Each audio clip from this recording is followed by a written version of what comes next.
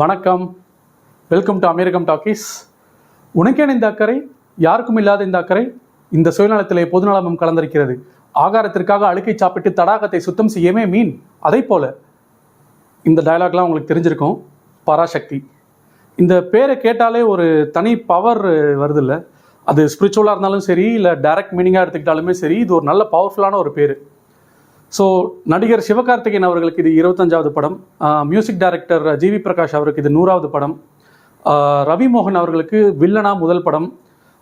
எனக்கு தெரிஞ்ச அதர்வா இதுதான் முதல் படம் மல்டி ஸ்டாரராக நடிக்கிறாரு. அண்ட் ஸ்ரீலீலா அவங்களுக்கும் தமிழில் தான் முதல் படம். ஸோ இந்த படத்தில் நடித்த எல்லாருக்குமே ஒரு முக்கியமான மைல் ஸ்டோனாக இந்த படம் இருக்குது.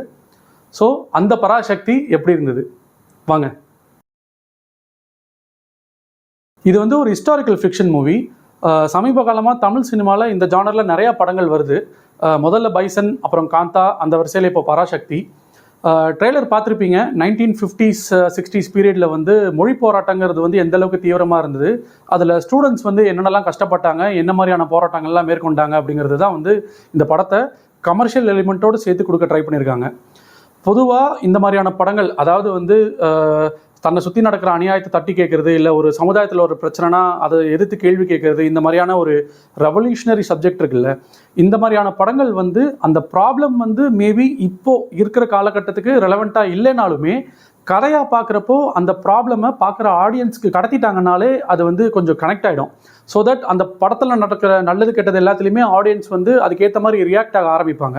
ஸோ அந்த கனெக்ஷனை ஃபர்ஸ்ட் ஹாஃபை பொறுத்த வரைக்கும் இந்த படம் ஓரளவுக்கு நல்லாவே பண்ணிடுது. அந்த 2-3 சீன்ஸ், அந்த மணி ஆர்டர் அனுப்புறது, இல்லைனா அந்த இன்டர்வியூ அட்டன் பண்ணுறது, இந்த சீன்ஸ்லாம் ஆடியன்ஸ்க்கு அந்த கனெக்ஷனை டக்குன்னு கிரியேட் ஆயிடுது. பட் அந்த கனெக்ஷன் செகண்ட் ஹாஃபில் சஸ்டெயின் ஆகுதா அப்படிங்கிறது தான் ஒரு சின்ன கேள்விக்குறி. ஏன்னா இவங்க இதை வெறுமனே ஒரு ஹிஸ்டாரிக்கல் ஈவெண்ட்டை படமாக எடுக்கிறேங்கிறது மட்டும் இல்லாமல் இதை கொஞ்சம் கமர்ஷியலாக ஆக்கணும் அப்படிங்கிறதுக்காக ஹீரோ வர்சஸ் வில்லன் அப்படிங்கிற மாதிரி செகண்ட் ஹாஃபில் கொண்டு போகிறதுனாலேயே அந்த கனெக்ஷனுங்கிறது கொஞ்சம் கொஞ்சம் டிஸ்கனெக்ட் ஆகிடுது ஆடியன்ஸ்லேருந்து. பொதுவாகவே இந்த கமர்ஷியல் சினிமாவில் சமுதாய பிரச்சனை எடுத்துக்கிட்டாங்கனாலே அந்த சமுதாய பிரச்சனைங்கிறது ரொம்ப உண்மைக்கு நெருக்கமாக நம்ம வாழ்வியலோட ஒன்று இருக்கிற மாதிரி இருக்கும்.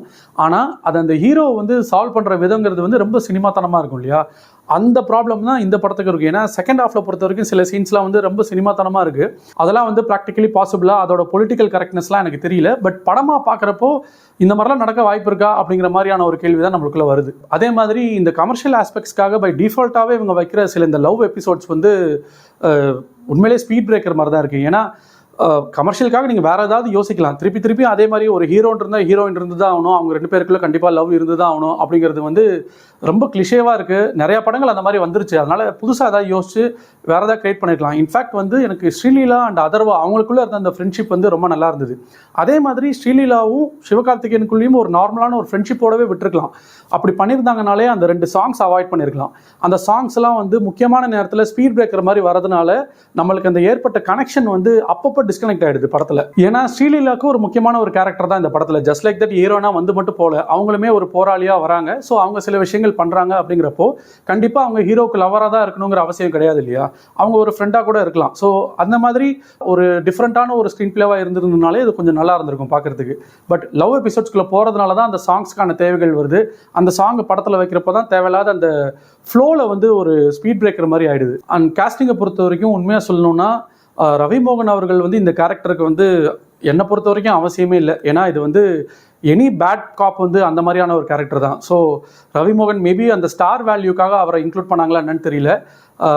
பட் ரவி மோகனுக்கான கேரக்டர் இதுதான், இது எக்ஸ்க்ளூசிவாக அவர் பெர்ஃபார்ம் பண்ணியிருக்காரா அப்படின்னா அவர் நல்லா பெர்ஃபார்ம் பண்ணியிருக்காரு. பட் அந்த கேரக்டருக்கான பவுண்டரியே ரொம்ப சின்னது.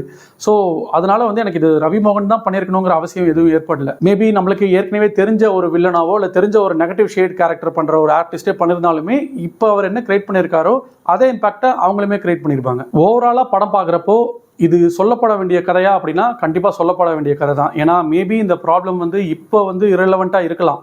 ஆனால் அதுக்காக இது தெரிஞ்சிக்க கூடாதுங்கிறது கிடையாது. ஸோ கண்டிப்பாக இந்த கதை எல்லாருக்குமே போய் சேரணும்.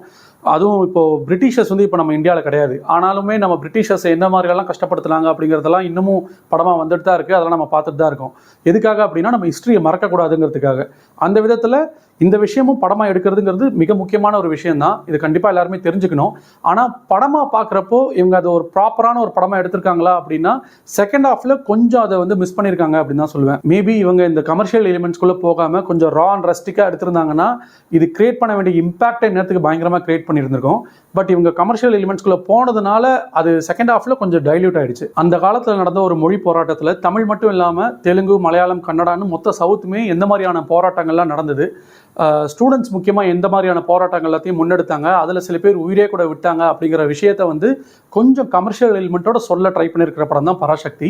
எனக்கு ஹிஸ்டாரிக்கல் ஃபிக்ஷன் ஜானர்னா பிடிக்கும். அதுவும் வந்து கொஞ்சம் கமர்ஷியல் எலிமெண்ட்டோட ஒரு கதை மாதிரி சொல்லியிருந்தாங்கன்னா எனக்கு அந்த காலத்தில் நடந்த விஷயத்தை எல்லாத்தையும் நான் தெரிஞ்சுக்கிட்டு அதே நேரத்தில் அது ஒரு என்டர்டெய்னிங்காகவும் நான் பார்ப்பேன் அப்படின்னீங்கன்னா கண்டிப்பாக மிஸ் பண்ணாமல் பராசக்தியை தியேட்டரில் போய் பாருங்கள். படம் பார்த்தா உங்களில் சில பேருக்கு நான் சொன்ன அதே விஷயம் தான் உங்களுக்கும் ஃபீல் ஆச்சா அப்படிங்கிறத கமெண்ட்ஸில் சொல்லுங்கள். மீண்டும் வேற ஒரு வீடியோவில் சந்திக்கிறேன். நன்றி, வணக்கம்.